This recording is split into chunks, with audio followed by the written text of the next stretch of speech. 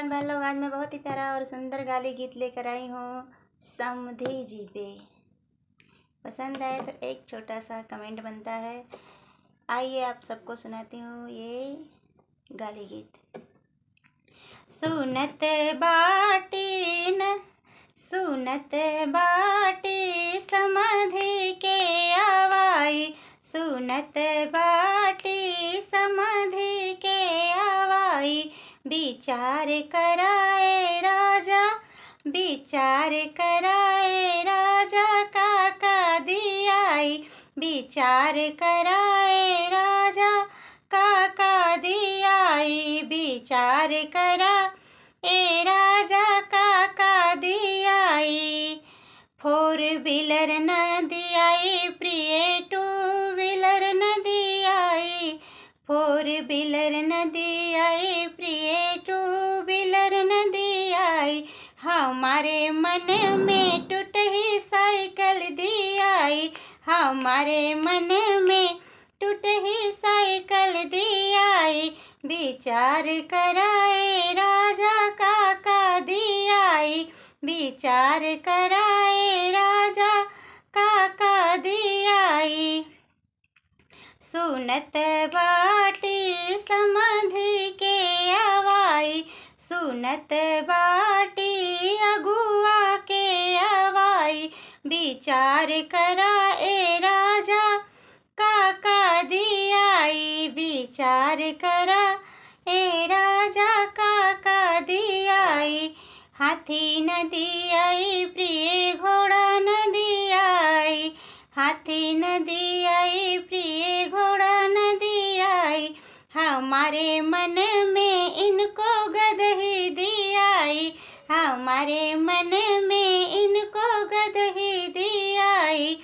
विचार कराए राजा ई है दियाई। विचार करा ए राजा ई है दियाई। सुनत बाटी भसुरा के आवाई, सुनत बाटी भसुरा के आवाई। विचार कराए राजा काका दियाई। विचार करा ए राजा काका दियाई। विचार करा ए राजा काका दियाई। विचार कराए राजा काका दियाई। हाथी न दियाई प्रिय घोड़ा न दियाई। हाथी न दियाई प्रिय घोड़ा न दियाई। हमारे हाथी न दियाई प्रिय घोड़ा न दियाई। हमारे मन में कानी गध ही दियाई। विचार करा ए राजा ई है दियाई।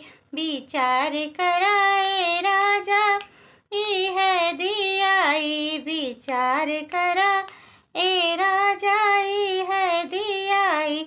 सुनत बाटी बरती हमन आवाई। विचार कराए राजा काका दियाई। विचार कराए राजा काका खियाई। विचार करा ए राजा काका खियाई। पूड़ी न खियाई प्रिय मिठाई न खियाई। पूड़ी न खियाई प्रिय मिठाई न खियाई। हमारे मन में सीरा बोर के चटाई। हमारे मन में सीरा बोर के चटाई। सुनत बाटी समधी के आवाई। सुनत बाटी दुल्हा के आवाई। विचार कराए राजा काका दियाई। विचार कराए राजा काका दियाई। विचार कराए राजा काका दियाई। चैन न दियाई प्रिय अंगूठी न दियाई।